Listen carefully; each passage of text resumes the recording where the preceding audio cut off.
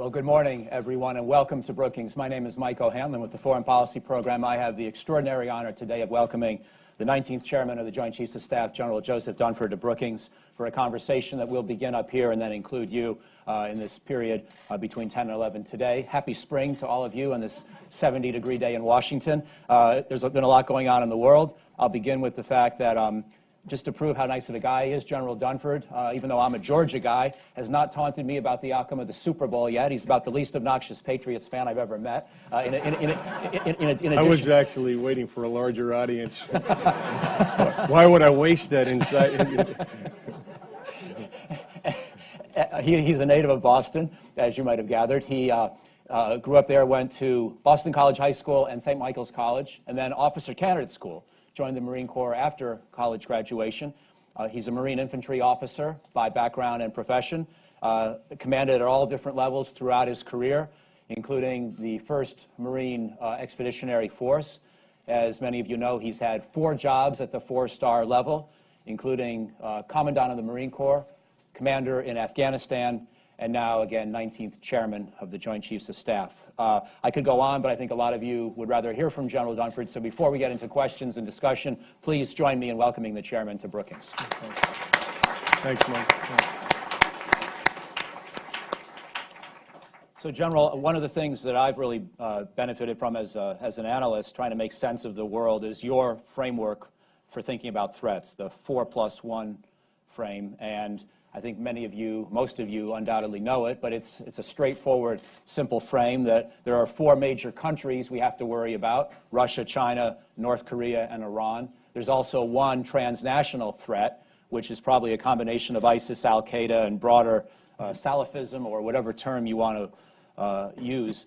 I wondered if you could just do a quick tour for us of the world. You've been in Azerbaijan recently, meeting with the Russian Chief of the General Staff. You've been dealing with these 4+1 sets of problems for a year and a half now as chairman. I wonder if you could describe a little bit about how those 4 threats plus the 1 have evolved, how you take stock of them right now. Sure. Yeah. First, Mike, maybe just give you a little background on what that framework is and what it isn't. I mean, last year, just like in every endeavor, you need to benchmark yourself against something. And so last year, as we were trying to decide what our priorities would be moving forward for joint force development, as we were trying to assess the risk that we currently had in meeting our national security objectives, we came upon looking at the 4 state threats that you talked about: Russia, China, Iran, and North Korea, and violent extremism. It's important to say that we didn't look at that as a predictive tool. In other words, that wasn't to imply that we were going to fight Russia, China, North Korea. We certainly were in a fight against violent extremism. But what we believed was that if we prepared the joint force to deal with one or a combination of those challenges, we would have the right amount of capability and capacity to deal with most assuredly was the unexpected. I mean, what I tell people is that if there's one thing I've learned in 40 years of active duty, it's a degree of humility about our ability to predict the future. And so the one thing I know is that what we'll deal with in the future is probably not one of the 4+1. But again, when you look at the capabilities represented by those 4+1, and particularly today, violent extremism, it gives you the full spectrum of challenges we may face. And so what I tell our folks is, look, you have to buy into the assumption that if we build a joint force benchmarked against that 4+1 framework, we'll have in it the inherent capability, responsiveness, and flexibility to deal with the unexpected. So it's probably important to stipulate that. So what do we see? When we looked at Russia, we saw Russia modernizing their nuclear enterprise, full range of maritime capabilities, modern conventional capabilities, cyber capabilities, space capabilities, and then within the maritime category, even improvements in their undersea. And we also see operational patterns that really we haven't seen since I was a captain aboard an amphibious ship in the mid-1980s in terms of where Russia is deploying to and the nature of their deployments. And the other thing we see when we look at Russia, of course, is that I believe that we do have a competitive conventional advantage against Russia. I think Russia knows that, particularly if you look at the aggregate political, military, and economic capabilities of NATO. And so what do? They operate below what I call the threshold of conflict. I describe it as adversarial competition that has a military dimension that falls short of conflict, where they employ unconventional operations, information operations, cyber, certainly a military posture aspect of it, economic coercion, political influence to advance their objectives. And so that's what we see. And at the end of the day, I think in doing all that, what they seek to do is undermine the credibility of our ability to meet our alliance commitments with NATO, and then the cohesion of the NATO alliance would be an objective when we look at Russian activity. And you've heard the term anti-access area denial, and so when we look at many of their capability developments, the implications of those developments are that it would limit our ability to move to Europe or then operate within Europe in the context of a NATO response. And similarly, so I don't take too much time, when we look at China, we see the same types of capability development we see in Russia. Certainly, tracking Chinese investments is a bit more opaque than Russia, but we still see a full range of capabilities, many of them oriented to keep us from moving into the Pacific theater or operating freely within the Pacific theater during a crisis or contingency. Clearly, with Iran, similar capabilities in this anti-access area denial range, obviously more focused on the Straits of Hormuz, as opposed to more broadly as China and Russia's capabilities are. And then most recently in North Korea, clearly we see now a combination of both intercontinental ballistic missile capability as well as an effort to put a nuclear warhead on that intercontinental ballistic missile. So North Korea not only threatens South Korea, not only threatens the region, but now presents a threat to the homeland as well. And when I look at probably the most important thing, when we look at the implications, the first one is that we need a balanced inventory of capabilities and capacities. As a nation that thinks and acts globally, we can't afford to focus on one area or the other. And so, again, that 4+1 gives us the full range of challenges we may face, to include the current challenge against violent extremism. And then the other point that we can perhaps explore more in other questions is that when I look at those challenges, each of those five, it tells me a couple of things about character war in the 21st century. One is that virtually any conflict we'd be involved with would be in all domains: sea, space, air, land, cyberspace.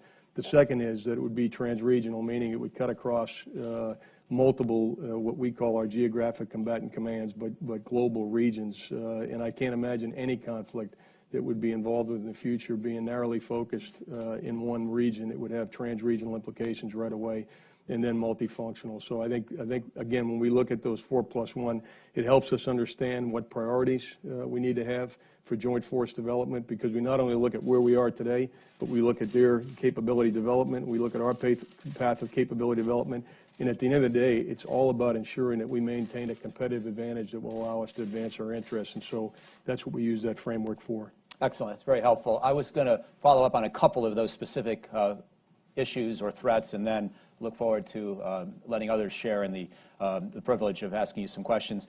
So before I ask about Russia, though, and the Trump administration's emerging Russia policy, which I think is a complicated, multifaceted issue, I want to just give you a chance, I think, to reaffirm what I think I heard last week from the Munich conference, Vice President Pence, Secretary Mattis. It sounded like the United States stands fully behind its Article 5 commitment to its NATO allies at this time. Is that a fair reading? Yeah, I think it's pretty clear the administration, Vice President Pence, Secretary Tillerson, Secretary Mattis have all reaffirmed our commitment to NATO over the past week, and I certainly, in terms of where I spend my time, we're at least once a quarter meeting with all of my chief of defense counterparts as a group.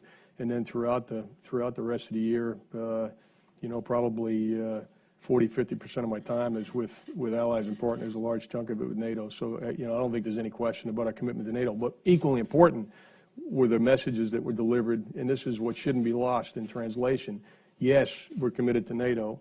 Two other points. One is burden sharing, and in the administration asking for more equitable burden sharing, particularly meeting the commitments that were made in Warsaw for each of the nations in NATO to meet the 2% of their gross domestic product in defense. And then the third area, which is also important, and something we've been working on pretty hard even before the transition administrations, is to make sure that NATO continues to transform to be relevant to the security challenges that we confront today and tomorrow, as opposed to the security challenges we confronted yesterday. And that, of course, in NATO terms, they talk about it as 360 degrees, meaning we not only meet the state challenges that NATO might face, but also the non-state challenges that have manifested themselves in terrorist attacks or immigration or other destabilizing activities that we know have had broad political and economic consequences in Europe. So if I could, General, I wanted to ask you about the Trump administration's Russia policy. And I say this actually with some appreciation that President Trump is trying to improve the tenor of U.S.-Russian relations, even though that's going to be very hard. And his two predecessors had the same ambition when they came into office. But if I were to just take a number of the snapshots in the policy right now, we've heard Mr. Trump want to get along with President Putin. We also have, however, the backstory of what happened last year in our elections. We then have a number of other comments. UN Ambassador Haley has said that there will be no lifting of sanctions on Russia as long as the Crimea issue and more generally the aggression against Ukraine continue. We heard a clear statement on that. We heard, I think, something similar from Secretary Tillerson last week. Secretary Mattis has said there won't be any military-to-military collaboration, but he was saying that at the same time that you were in Azerbaijan meeting with General Gerasimov, trying to establish at least military-to-military contact. I think I know how this all fits together, but I'd rather hear it in your words, recognizing it's a work in progress, and in fairness to any administration, 1 month in, it's pretty hard to come up with something that's a cohesive, coherent Russia policy, but I'd love to hear you describe it as you. Yeah, first of all, and I'll talk to the military dimension of the relationship with Russia. First of all, for those who don't know, there's a law in place right now that prevents us from having military-to-military cooperation. So there's legislation in the NDAA that prevents that. I started many months ago, so you should understand in my meeting with my counterpart, my Russian counterpart last week, was not in the context of any kind of a change in policy and had nothing to do with administration. It really was, and it'd be hard for conspiracy theorists to believe this, that the day I met with Gerasimov, that Secretary Tillerson was meeting with the foreign minister and General Mattis was speaking at NATO was coincidence, but it truly was. And I began in December of 2015 a dialogue with my Russian counterpart on a telephone. We had wanted to meet for some time, and for a variety of reasons, I had an opportunity to actually meet in January. I had to cancel that meeting because it was actually the day that the president came to the Pentagon for the first time. And so I canceled the meeting in January, and then we rescheduled it for last week. My purpose in meeting with my Russian counterpart was to make sure that we mitigated the risk of miscalculation and we opened up lines of communication that would be effective in the event of a crisis or contingency. And I think at a minimum, our military-to-military relationship should be able to do that. You know, from my perspective, we should have mil-to-mil communications with every nation, and it runs the range of what I just described: mitigate the risk of miscalculation, open lines of communication to crisis, which can be useful, all the way up to relationships designed to develop interoperability and latent capability to integrate to respond to mutual challenges. In the case of Russia, it's in the former category, which is I wanted to make sure we mitigated the risk of miscalculation, open lines of communication. And the only other area where I think we have some discussions is to say, where are there areas of mutual interest where our actions can address those mutual interests? But I wouldn't use the word cooperation. That was not something we discussed last week, nor is it something I've been directed to do. I would, in the context of Syria as an example, talk about deconfliction. So we have mil-to-mil engagement now with Russia in areas where we're enforcing treaties. People are familiar with that. And on the ground in Syria, we have communications with the Russians, and the primary purpose is to protect our airmen and our folks on the ground and make sure we have a safety channel opened to deconflict. And in an increasingly complex, crowded area in Syria where operations are ongoing, one of the areas that we look at is making sure that the current safety channel that we have with the Russians, the current communications link that we have between our Air Operations Center and the Russian Operations Center in Syria is robust enough to mitigate, again, risks to the safety of our airmen and our people on the ground. So right now, that's kind of where we are with Russia, and I think it's important for people not to read into the military-to-military communications any more than what I've just described. That's what it is. And again, what's most important is I am restricted by law from cooperating with the Russians at the military and military level, which is completely different from a communications channel to do the things I just described. Just one follow-up on Russia, and then I want to ask a question about Syria and one about China before opening things up. But one of the things we've seen reports of is, of course, the ongoing Russian buzzing of NATO aircraft and ships. And I, for one, had hoped that some of this might decline a little bit in the Trump administration, given that they were hopeful, presumably, that President Trump might be a little friendlier towards them, and they didn't need to be quite as provocative. Were you able to raise that kind of an issue? Is that the sort of thing you're comfortable talking about? Sure. And the one thing I would tell you is that in the conversations I've had with my Russian counterpart, we've both agreed not to share publicly the content of those conversations because we didn't want our conversations to be politicized and limit our ability to do what I just spoke about. So that's really important. However, we do have what we call incidents at sea and air meetings with the Russians every year to address the kind of incidents that you talked about, Mike.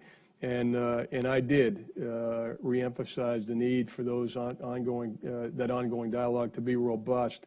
And so the next meeting will be later this year, where Naval Forces Europe actually convenes that for us, when we meet with the Russians to talk about these incidents and to ensure that there's professional, safe conduct both in the air and at sea. And so, yes, I did emphasize that, and I emphasized the need to make sure that the process that we have in place and the dialogue that we have in place right now is robust and effective in dealing with those types of incidents, which we find unacceptable.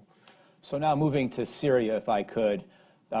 I'm sure everybody here, like I, would be fascinated by any sneak preview you might want to give us of the famous 30-day review. But that's my first question, but it's not really my main question, because I think I know what you're going to say. But I'm also more interested in a bigger question. We've heard President Trump talk a lot, understandably so, about the need to intensify the fight against ISIS in Iraq and Syria and perhaps elsewhere. And the famous 30-day review is something he promised for a long time.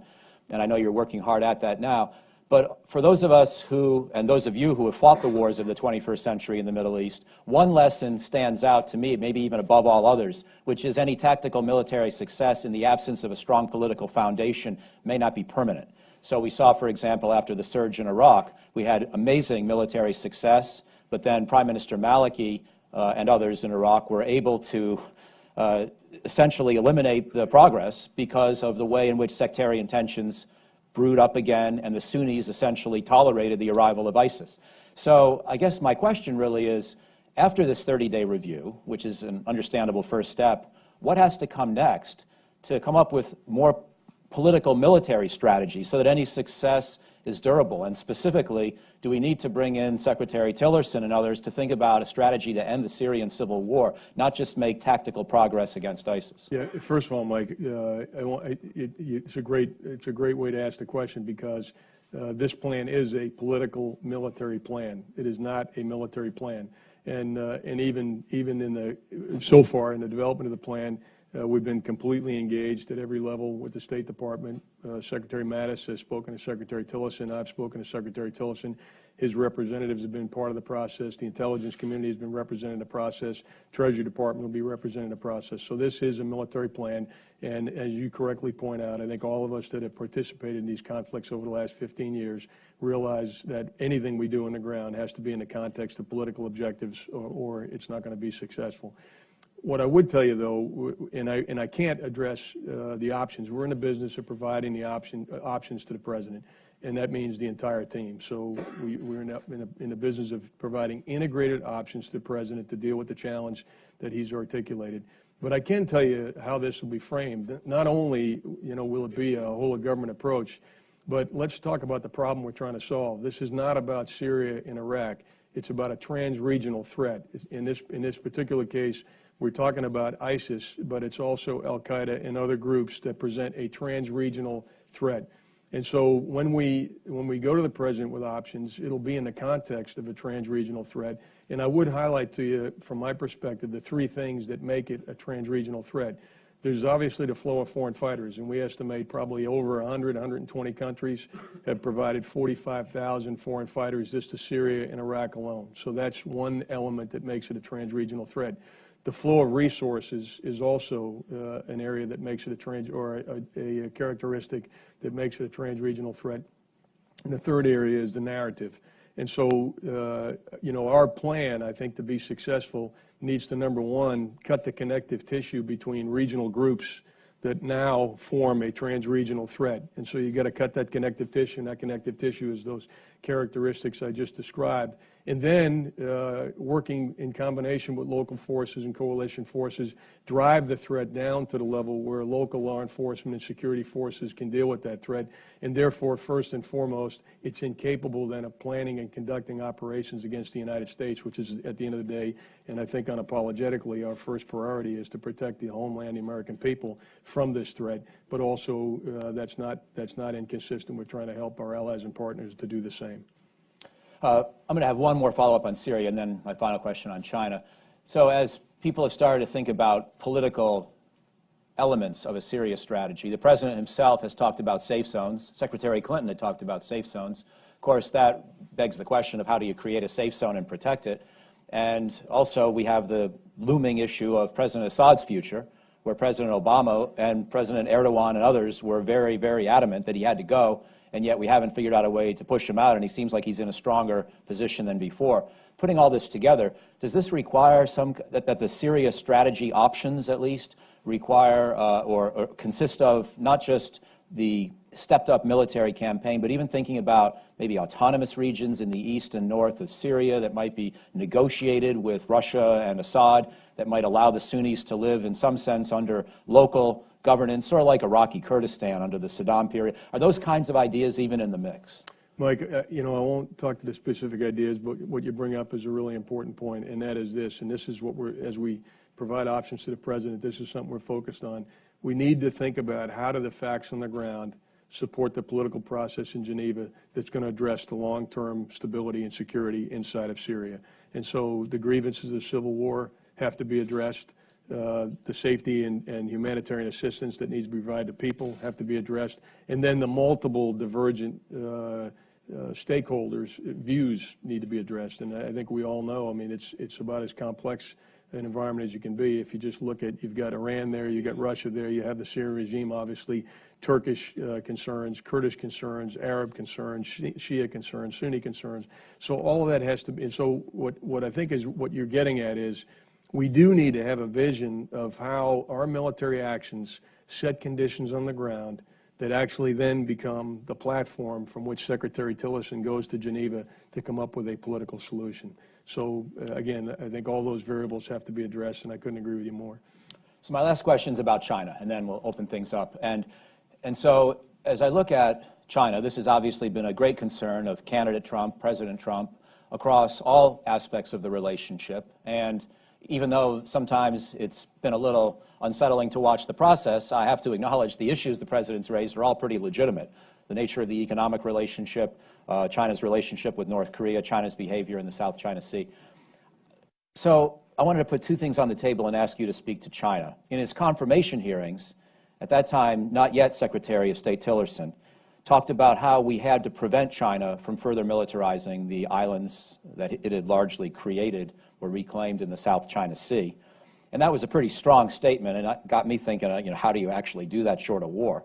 And then Secretary Mattis went to the region on his first trip overseas as Secretary of Defense, a trip generally seen as very, very successful by most people. And he talked about the South China Sea himself, and he said, I believe we can handle that largely through diplomatic means. And so I'm trying to, recognizing that Mr. Tillerson wasn't even Secretary of State yet when he made those comments in his confirmation hearing, I'm still trying to fit the pieces together and understand how and what kind of military enablers we have to provide, we the country have to provide the President so that he can successfully handle the South China Sea diplomatically and not have to revert to the kind of means that some people have alluded to, including Mr. Tillerson. At least when I listened to him, Mike, I didn't see an inconsistency between what then Mr. Tillerson said before he came to Secretary of State and what General Mattis said. I think most people know that there are a number of claimants to the territories in the South China Sea, and we are not one of the claimants to the territory in the South China Sea. And we have for a long time said that the right way to handle that was through the framework of international law, and that was via the Hague ruling last year that specifically related to the Scarborough Shoal, one of the contested territories in the South China Sea. So I think what Secretary Mattis was saying was that these territories, which are contested, that needs to be addressed politically through a legal framework consistent with international law. So, and when Secretary Tillerson said something needed to be done with it, I didn't immediately jump to a military solution. I think completely separate from the South China Sea, we have to talk broadly about the purpose of U.S. military posture in the Pacific, and at the strategic level, it's nothing more and nothing less than a posture sufficient to advance our interests in the region. One of our interests is meeting our alliance commitments in the region, deterring conflict in the region, and setting the conditions for us to have, which is what we always talked about with the Pacific, that we're a Pacific nation, that we have, very strong economic interests in the region, very strong social and cultural interests in the region. And so the conditions that we set with our military posture are designed to advance those interests. So it's not designed specifically for the South China Sea. Our posture in the Pacific as a whole is designed for our broader interests, one of which is, the peaceful resolution of territorial disputes. And in the meantime, the second thing we do, probably more specifically, is we exercise our right of navigation and the international community's right of navigation, and our military posture is designed to fly, sail, and operate wherever international law allows, to make it clear that that's the regime that we recognize in the Pacific. Thank you. I'm going to cheat and add one more question in a broad, sweeping, concluding way before going to you, which is your 4+1 framework that you've explained so clearly this morning, I think is very helpful. And as you say, it really covers a lot of, not just those 5 particular threats, but a lot of other potential threats. But if there were going to be one more threat that made your list of a top 6 that you didn't include, what might it have been? And I think of Admiral Mullen famously saying that the debt was a national security threat. I think of a lot of people talking about climate change and rising oceans and the encroachment of those kinds of issues onto many coastal regions. We think of burgeoning populations around the world and megacities, something General Odierno talks a lot about. We think about Pakistan, not an enemy, mostly a friend, we hope, but a complex country with nuclear weapons and a complex relationship with us in the Afghanistan theater where you commanded forces, of course. And so I wonder if there was one obvious next threat, that if you were going to have a list of 6 top threats, that you would have added. Yeah, in your question was actually the answer, and the word that Secretary Mattis used recently, which I subscribe to, is solvency, is what he's talked about. And so I think that probably aligns with what Admiral Mullen said, and I think we all recognize that the economic strength of our nation is the foundation that we have to build military capability and advance security. So just speaking about it strictly in a national security context, our capabilities, capacities, that is what we can do and how much we have to do it with, are inextricably linked to the strength of our economy and the stability of the budgets that we have. And so I think I'd probably use the word solvency to say that, if I had to add one more thing to the list, it would be that. Thank you. Okay, please wait for a microphone. Identify yourself before asking a question. We'll start there with the gentleman right next to where you are. Yes, thanks. Good morning. Tony Bertucca from Inside Defense. General, Secretary Mattis has discussed trying to create a new force sizing construct for the military. How much larger do you think the military needs to be? How much do you predict it will grow? And what should that new force sizing construct look like? Thank you. Yeah, I think probably importantly, when Secretary Mattis spoke about a new force sizing construct, I think he also talked about a new defense strategy, which is his responsibility. And so I think what's important is that we get the strategy piece in place first, and only then can we talk about a force sizing construct. I would tell you today that we have a national military strategy. We have requirements that we are meeting today.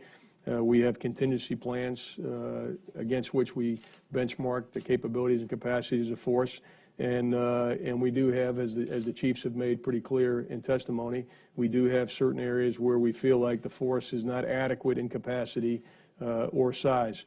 But I think what's really important, before I would talk about growth with specificity, is that we give General Mattis a chance to put his thumbprints on the defense strategy, from which will flow the force sizing construct, that is the size of the force and the capabilities of the force to meet that strategy. and then we'll make some specific recommendations as to what priorities we ought to have in growing the force to meet the defense strategy. Go over here, please.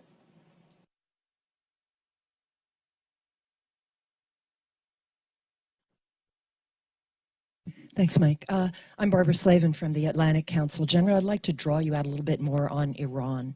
Have you seen any change in their behavior in the Persian Gulf since General Flynn put them, quote unquote, on notice? And I think the United States has the USS Cole now off the coast of Yemen. And what is your view on the notion of designating the IRGC as a terrorist organization, given that Iran is already a designated state sponsor? Is it really a necessary move? Thanks. Sure. I'll answer the first part of your question, and I won't answer the second part of the question, but I'll tell you why I won't answer the second part of the question.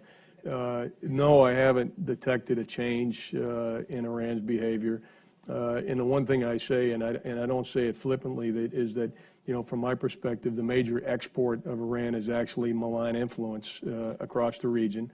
They've got a very aggressive proxy war. We see that in Yemen. We see their influence in Syria. We see their malign influence in Lebanon and as well as in Iraq and the rest of the region. So I haven't seen a change, certainly in the past month. This is a pattern of behavior that has manifested itself over many years. And as to what economic or political measures may be taken to moderate Iran's behavior, I'll leave that to others. My lane is the military dimension, and so what we have made sure is that within the United States Central Command that has responsibility for Iran, our military posture is there to make sure we have freedom of navigation through the Straits of Hormuz, and that we deter conflict and crisis in the region, and we advance our interests to include our interests in dealing with violent extremism of all forms.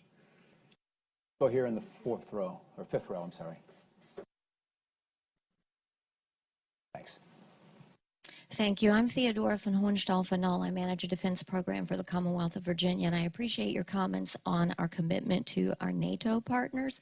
I do have a question about that relative to, is our support unequivocal in that you mentioned there needs to be the greater burden sharing, and there's a tremendous focus on meeting the 2% threshold of GDP. However, according to the 2014 Wales Summit Declaration, Section 14, it's the third bullet point under the second bullet point, relative to our partner states that do not meet that 2% threshold, it says that they should move towards the 2% guideline within a decade. So we're hearing a lot in the narrative of burden sharing that they need to meet the 2% threshold, but there's no mention of they have a decade within which to do so. And at the point in time that the alliance is looking to expand and bring on smaller states such as Montenegro, and their economies are not necessarily in the highest standing, are we creating problems in terms of adding to the Russian threat narrative by taking on these smaller countries that can't necessarily meet their 2% GDP currently? Should we look for alternate arrangements, some type of liaison office with them so that we're not poking the Russian bear? Or are we really committed to NATO within the 10 years that we give them under Section 14? Thank you. Okay. First of all, with regard to our commitment to NATO, I think the administration over the past month has made it clear that we'll meet our Article 5 commitments and the full responsibilities that we have as a member of the alliance today. The administration has been equally clear that they want to make sure all members of the alliance fairly carry the burden of defending. I think General Mattis's line was a pretty good line when he was over there, saying that he can't care more for the children of Europe than the European nations do. Interestingly enough, my understanding is Montenegro already does spend 2% of their GDP on defense, which is an aside. I'm well aware, without having spent as much time on the language as you have, although I have read it, that it was aspirational and a goal that was laid out for NATO. I think what we have seen with the Trump administration now is increased pressure, recognizing the challenges of it. Again, this is all about transforming NATO to be relevant to meet the security challenges that we confront today. A recognition that in order to remain viable, in order to remain credible, in order to deter conflict in Europe, we need to make sure that NATO meets its requirements for defense spending. So I won't speak, certainly, or try to say what the president meant to say. I'm not going to do that. But I would say that what you read is not inconsistent with what I heard from the Vice President, the Secretary of State, Secretary Mattis, or anything else President Trump has said. What he has said is that his expectation is that NATO nations carry their fair share of the burden in the alliance, and that all 28 nations today inside the alliance, with Montenegro would be the 29th, were that to happen, but all 28 nations in the alliance carry a fair share of the burden. And as you know, the United States spends quite a bit more than 2% of the gross domestic product on defense. We represent the largest contributor to NATO.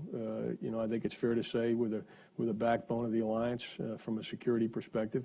And I think what President Trump has said, and we've all taken to heart, is he wants to make sure that the Europeans step up and contribute, more to our common defense. Tony. Against the wall. Hi, Tony Capaccio with Bloomberg News. To what extent does your plan, this military political plan for Iraq, assume an enduring U.S. troop presence, a la what we have in South Korea, albeit in a smaller number? Will the U.S. maintain a footprint there in perpetuity? Tony, I'm going to disappoint you and just go back and say that we're in the business of providing options to the president. And that's what we're doing. So with regard to specificity as to what exactly we'll do and what our force posture will be, I'm not in a position to talk about that. But conceptually, has the Iraqi government signaled a need? They think there's a need for an enduring U.S. troop presence. We have, as has NATO, begun a dialogue about a long-term commitment to grow the capacity, maintain the capacity of Iraqi security forces, but no decisions have been made yet. And again, we'll bring options to the president, and he'll have an opportunity to choose those options, and that'll then involve a dialogue with the Iraqi government. But yes, Iraq has begun to speak, and you've heard Prime Minister Badi speak about the international community continuing to support defense capacity building in NATO terms, building partnership capacity in our terms, but no decisions have been made. Thank you. We'll stay here in that same row. Gentleman in the blue tie. Lucas Tomlinson, Fox News.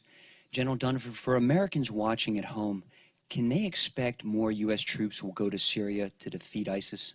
Yeah. So the same answer to a different question.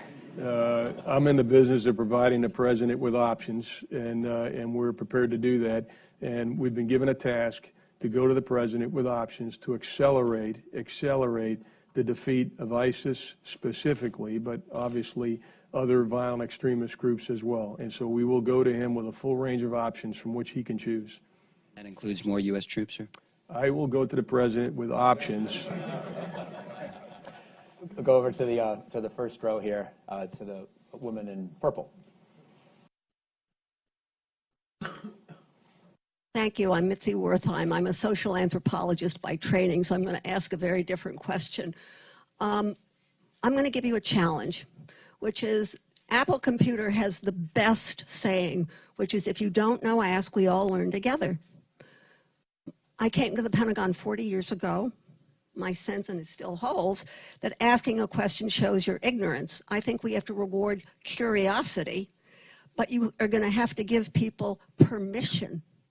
So if you were to send out a message to all of the Defense Departments saying, I want you to put on the wall of every room that we own, if you don't know, ask, we all learn together, you would change the behavior and increase the speed of learning in defense. And in a world that is changing so fast, this might be worth it.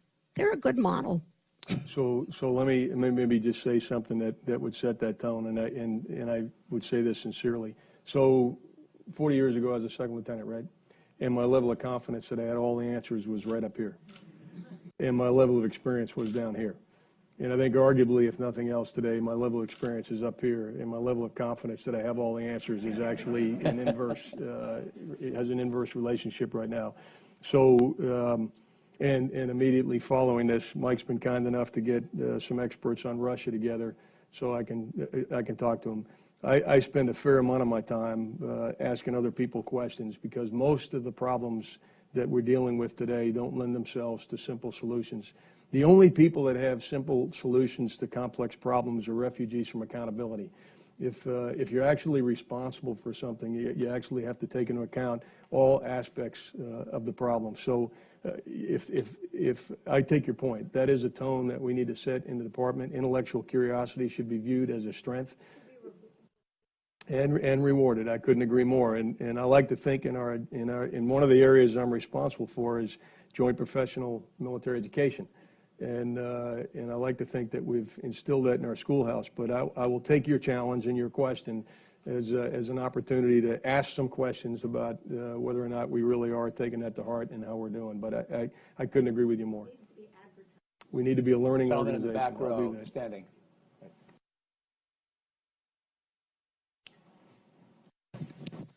Thank you so much. My name is Khaled Khairi from Al Ghad TV. There are few reports, especially in Wall Street Journal, mention that Trump administration has asked Egypt to host a combined Arab force that would work with Israel against Iran. How true that? Yeah, I can't comment on that. I don't know anything about it. I'm not failing to respond because I'm hiding information. I don't know anything about that.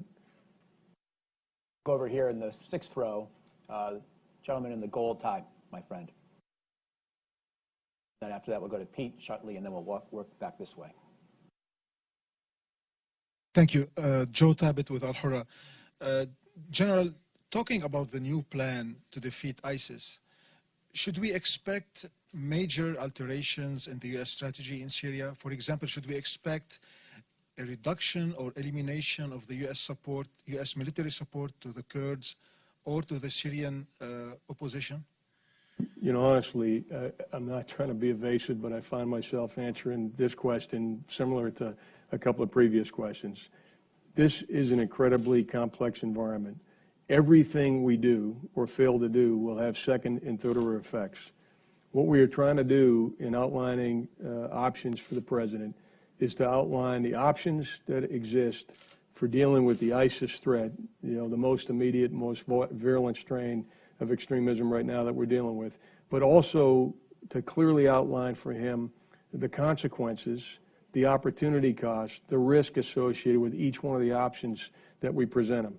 So I think it is fair to say that we'll provide him a full range of options.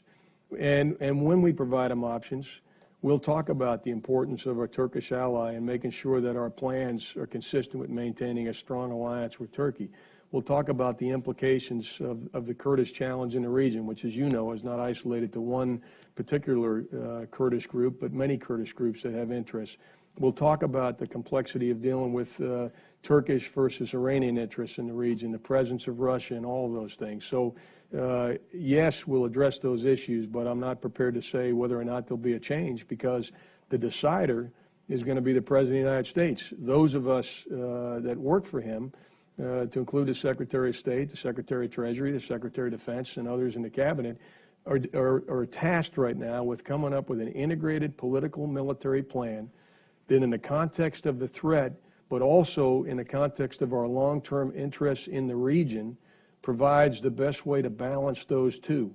The need to immediately address the threat to the homeland and to our allies from ISIS, and at the same time do things in the region that make sense in a broader context and advance our interests in the region and advance stability and security in the region. What we don't want to do is bring him options, and I would say options like this would not be feasible, acceptable. We don't want to bring options to him that solve one problem only to create a second problem.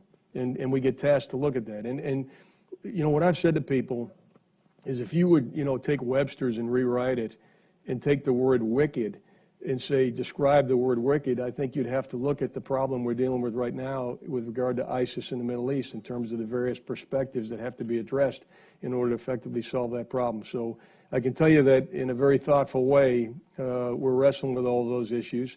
But at the end of the day, we can't be paralyzed by tough choices. We've got to frame those tough choices for the president. We've got to clearly articulate the consequences of those choices and then give him a chance in the near future to select one of those to do what he's tasked us to do, and that is to bring to him something that will accelerate the campaign. I'm going to follow up on that before I go to Pete very quickly, and you may or may not want to answer this, but I'm just trying to understand where we are at this juncture. I remember that President Obama took 3 months to consider the proposal of General McChrystal for different options for Afghanistan. We were already there. We already had 68,000 troops. So that kind of a big decision had already been made, but he still took 3 months. He was criticized for that. I tend to think he had a good reason to take 3 months because it was a hard problem. Is it fair to President Trump took a lot of criticism in the late fall for not taking his president's daily briefing, and you know, he had other things on his mind, understandably. Is he going to use perhaps some of these conversations with you to sort of learn about the region? In other words, is the presentation of options partly a way to do a deep dive on Syria that he maybe hasn't even had a chance to do yet? I'm actually glad you asked that question, because this response to the executive order is not the beginning or the end of the dialogue that we've had with the president. We've already, since the president has been the president, made changes in the campaign. We make them every day. It's a dynamic environment, and we make adaptations. Some don't require his authority. Some do require his authority. I view the development of options now as an opportunity to integrate all of the government so that we're all on a, you know, part of it is setting a common baseline of understanding for this problem set. In the process of responding to the executive order, I think that's one of the positive outcomes of doing this, and you'd expect any new administration to do that. But the one thing I would say is this is not, I wouldn't at all compare this to a General McChrystal Afghanistan decision on troop levels. This is an opportunity for the administration to look at an enduring challenge, to reflect back on what we have been doing over the last couple of years, to think about this problem in a broader context, and then to move forward and do things in a way that accelerates our progress against extremism. Again, what is the most important thing we're trying to do? Mitigate the threat to the American homeland, the American people, and our allies and partners, and at the same time then move forward. So I view this as an ongoing dialogue. Look, it's my responsibility. I think we'd be failing if it wasn't. Solving the problem of ISIS should be an ongoing dialogue to adapt to a very dynamic threat in a very dynamic political military environment. Thank you. Pete. Thank you very much for coming. I'm Pete Shutley, retired State Department and retired from Brookings. You in the military for the last 20 years have borne a huge burden, fighting constant wars. But it's only been borne by less than half of 1% of the country. 99.5% of us are not doing anything other than paying taxes. So are you worried about that? Are you concerned that such a small percentage of the American public is engaged with you as supporting the military? Should there be something like national service so that other young people feel connected to the country and serving national interests? Yeah, first thing I'd say, and I'm not pandering to the crowd here, but I would say yes, there is less than 1% of the American people serving in uniform, but there's not less than 1% of the American people involved in trying to advance our national interests overseas. And when you look at the sacrifice of the intelligence community, you look at the sacrifice of your counterparts in the State Department, you know, quite honestly, I don't think we ought to lose sight that they are an integral part of this. And frankly, I view us as in support of them, particularly those in the State Department. My concern with the percentage of American people that serve in uniform is less about the percentage of people that serve in the military than it is about the American people's awareness of the service, the sacrifice of our young men and women, and then the propensity of other young men and women to serve. I think what we all want to ensure is that we recruit and retain the highest quality men and women that we possibly can in the U.S. military. And so in awareness of the option of serving in uniform, in appreciation for the value of serving in uniform, people viewing that as an honorable thing to do and something that's recognized and appreciated by the nation is much more important to me than the percentage. And so what I'd want is young men and women across the country, you know, whether they want to pursue a career as an enlisted member of the force or whether they want to pursue a career as a civilian member of the force or as an officer, would have the consciousness to have that in the front of their mind as they're making decisions about whether they're going to serve 4 years or 20 or 30 years. And so that's one of the things actually that I've asked our senior leadership to do, is to stay engaged across the country so that we do continue. And I'm proud to tell you, and I say this without hesitation, I'm proud to tell you today, yes, it's a small percentage, but I'm pretty proud of the quality of the men and women that we have in uniform right now. And I think equally concerned and focused on making sure we maintain that quality in the future, which would be my largest concern about that less than 1%. You know, there are a number of initiatives that talk about national service. In fact, I think, ironically, you mentioned Stan McChrystal, and he's decisively engaged in one of them. And you know, I think that's a very admirable idea, and I'm fully supportive of people. I mean, I grew up in a generation, you know, of people that viewed you know, service as something you should do, as a responsibility. I mean, that's certainly why I came in the U.S. military. Certainly never intended to make it a career, but when I grew up, you know, I was raised with, hey, you need to do something for people other than yourself. And so I think the idea of national service and the idea of contributing to our nation in whatever capacity your skills make you able to do that is a good thing. Here in the fourth row, woman, 2 people in. Hi, thanks for coming. Caroline Hauk, Defense One. I wanted to follow up on something you said just a bit earlier, that there have already been changes in the campaign against the Islamic State and terrorism. That doesn't quite reconcile with some of the messages we've been hearing coming out of the coalition and the Pentagon broadly, that wait for the 30-day review. That was when we were going to start seeing changes. So can you just talk a little bit more about what those types of changes are and if they're coming down from the new administration? Yeah, I'm glad you gave me a chance to clarify, because what I really was referring to is that in Iraq, in Syria, and elsewhere, it's a dynamic environment. Every day, there's adjustments being made. Some of those adjustments are being made at the lowest tactical level based on the judgment of commanders within the authorities that they have. Other decisions are made by the Secretary of Defense. Others are made by the President.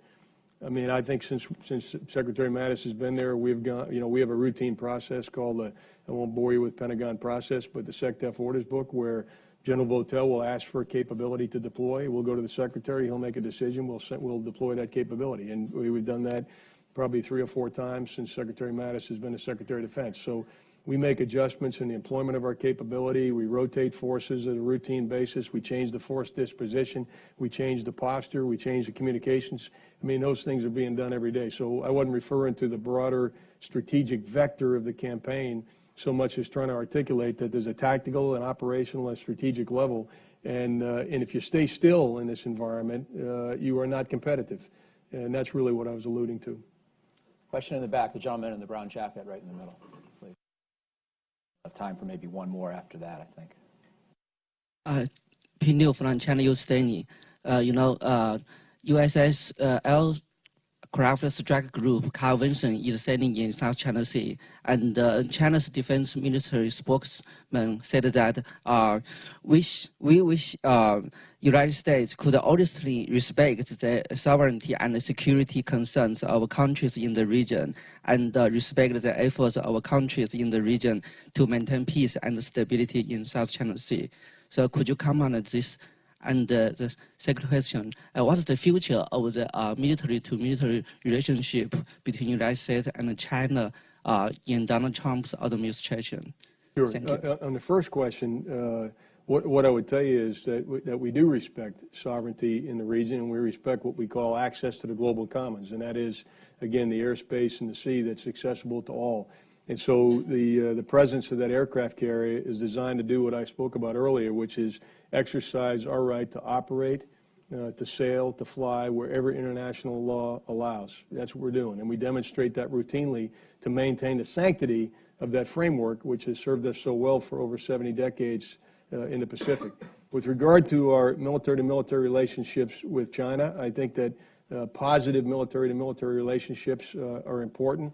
I have spoken to my Chinese counterpart and conducted a video teleconference, and I expect that we'll have a face-to-face visit sometime in the near future. I've met with the deputy, and I'm sure we'll have a chance to meet my counterpart in the near future. So, as I described earlier, our military-to-military relationships are informed by our national objectives.